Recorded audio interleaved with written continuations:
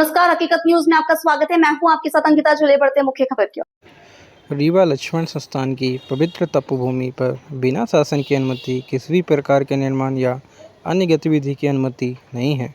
जब तक शासन द्वारा भूमि का आवंटन नहीं किया जाता तब तक वहां किसी तरह का कार्यालय, भवन या अन्य निर्माण कार्य नहीं कराया जा सकता।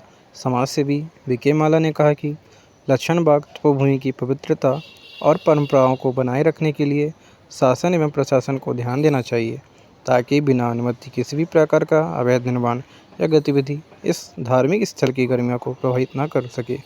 आप सुन सकते हैं कि इस संबंध में क्या कुछ कह रहे हैं समाज सेवी वीके माला।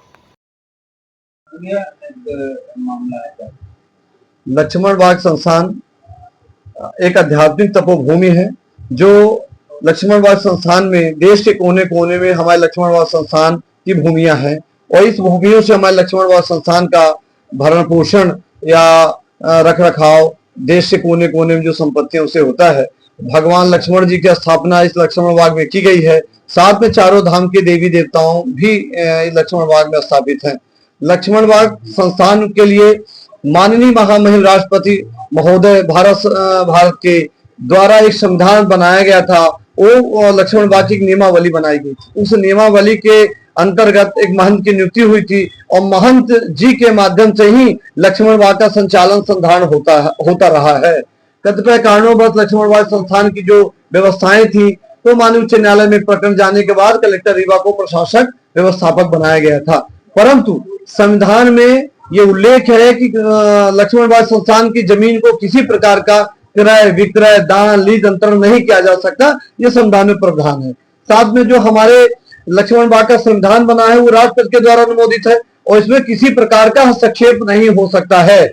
उसमें महंत की नियुक्ति होगी। महंत की नियुक्ति के प्रावधान भी वर्णित है। संविधान में चल अचल संपत्ति के संबंध में प्रावधान वर्णित है। तो लक्ष्मण बाग संस्थान में हम ये चाहते हैं कि जिस प्रकार अयोध्या विकसित किया गया है, अयोध्या को एक पावन आध्यात्मिक नगरी के रूप में विकसित किया गया है, उसी प्रकार रीवा में भी रीवा उपकाशी के नाम से जाना जाता है। तो लक्ष्मण बाग संस्थान को अयोध्या की तर्ज में विकसित किया जाना चाहिए। यह हमने कई बार अनुरोध किया है। पर लक्ष्मण बाग संस्थान की भूमि को क्षेत्रीय कार्यालय संस्कृत संस्थान के लिए आवंटित की गई है। यह मौखिक आदेश में हुआ है, परंतु आज दिनांक तक लिखित आदेश शासक का जारी नहीं हुआ है। लक्ष्मण बाग संस्थान की जमीन को आप किसी नहीं दे सकते दूसरे संस्थान के लिए।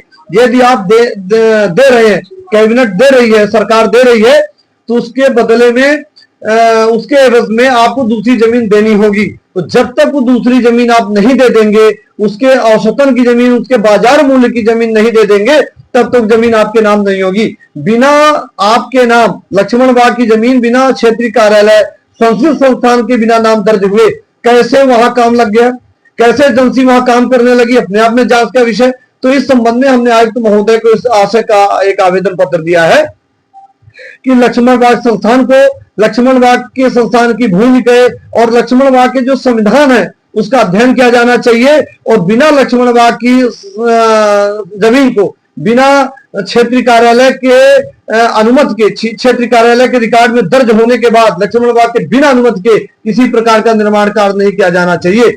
हम संस्कृत संस्थान क्षेत्रीय कार्यालय के पक्ष में है, समूचा रीवा जिला पक्ष में संस्थान खुलना चाहिए। तो मध्य प्रदेश सरकार की बहुत सारी संपत्तियां हैं जिसमें संस्कृत क्षेत्रीय कार्यालय होना चाहिए। यह हमारी भी मांग है। परंतु लक्ष्मण बाग संस्थान को ऐसा लगता है कि विलोपित करने का प्लान रचा जा रहा है।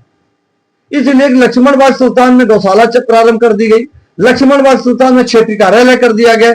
हमारे देश, समूचे देश के चारों धाम के देवी देवता है लक्ष्मण बाग में है और यदि आपको अयोध्या की तर्ज में लक्ष्मण बाग को डेवलप करना है, विकसित करना है और इसको एक आध्यात्मिक नगरी के रूप में विकसित करना है, तो हम ये चाहते हैं कि लक्ष्मण बाग संस्थान के पास पर्याप्त जमीन होनी चाहिए, नक्षत्र, नवग्रह, वास्तु वाटिकाएं होनी चाहिए। इसके लिए लक्ष्मण बाग की जमीन जो शेष बची है उसको नष्ट नहीं किया जाना चाहिए और लक्ष्मण बाग संस्थान के लिए एक बड़ा विशाल हृदय होना चाहिए और उस विशाल हृदय के माध्यम से आप लक्ष्मण बाग संस्थान को विकसित करिए, आध्यात्मिक तपोभूमि बनाइए।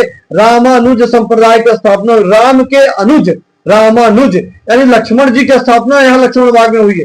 अनाम संत महात्माओं ने भगवान श्री राम के अनुज लक्ष्मण जी की स्थापना लक्ष्मण बाग में इसलिए की थी और हमारे महाराजा युवराज जी ने स्थापना की थी कि हमारे लोग जो चारों धाम देवी देवता नहीं जा सकते हैं दर्शन करने के लिए, वो लक्ष्मण बाग में दर्शन करेंगे। यहां तक कि बद्रीनाथ में, वैष्णो देवी में, या देश के कोने कोने में, कलकत्ता में, प्रयागराज में हमारे मठ मंदिर है, यानी लक्ष्मण बाग के मठ मंदिर है, ताकि लोग जाएं, वो धर्मशालाओं में रहें, वहां हमारे मंदिर है, मठ मंदिर है, और वहां रहें, अपना भजन कीर्तन करें। जो जिसको जहां जाना हो, ऐसी योजनाएं हमारी बनाई गई थी, परंतु हमने आयुक्त महोदय को इस आशय का एक आवेदन पत्र दिया है। उनके माध्यम से निवेदन किया है कि लक्ष्मण बाग संस्थान की भूमि जब तक लक्ष्मण बाग संस्थान के मध्य प्रदेश सरकार कैबिनेट के द्वारा, सरकार के द्वारा क्षेत्रीय कार्यालय को नहीं दी जाती, तब तक किसी प्रकार का निर्माण कार्य न करें। जब तक मंजूरी नहीं मिल जाती या लक्ष्मण बाग को उसके एवज में, अनुपात में बाजार मूल्य की जमीन नहीं मिल जाती, तब तक किसी प्रकार का निर्माण कार्य न करें। यह हमारी मांग है। आयुक्त महोदय को इस आशय का हमने आवेदन पत्र दिया है और यह हमने मांग की है।